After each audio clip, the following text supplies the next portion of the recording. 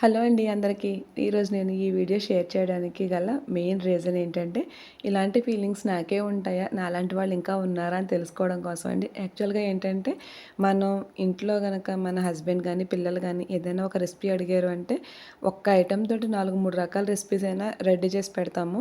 అదే ఇంట్లో గనక హస్బెండ్ గానీ, పిల్లలు కానీ భోజనానికి లేరు, సమ్ ఏదో ఫంక్షన్‌కి వెళ్లారు, మనమే ఉన్నాము అనుకుంటే, లిటరల్‌గా చెప్పేదేంటంటే, ఆవకాయ డబ్బాలో ఉన్న ఆవకాయ ముక్క తెచ్చుకొని అన్నంలో వేసుకోవడానికి కూడా బద్ధకిస్తాం.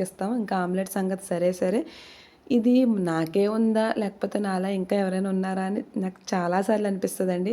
ఇక్కడైతే నేను చికెను డ్రై పీస్ ఫ్రై ఒకటి చేశాను. చికెన్ కర్రీ, అలాగే రొయ్యలు, ఎగ్ అనమాట. ఎందుకంటే ఈరోజు నేను ఈ స్పెషల్స్ అన్నీ మా వారి కోసం అండి.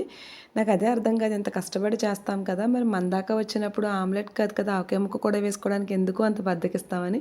సో, మీలో ఎవరికైనా ఇలాంటి అలవాటు ఉంటే గనుక కామెంట్ చేయండి. వీడియో ఎలా అనిపించింది అనేది కూడా కామెంట్ చేయండి. Thank you.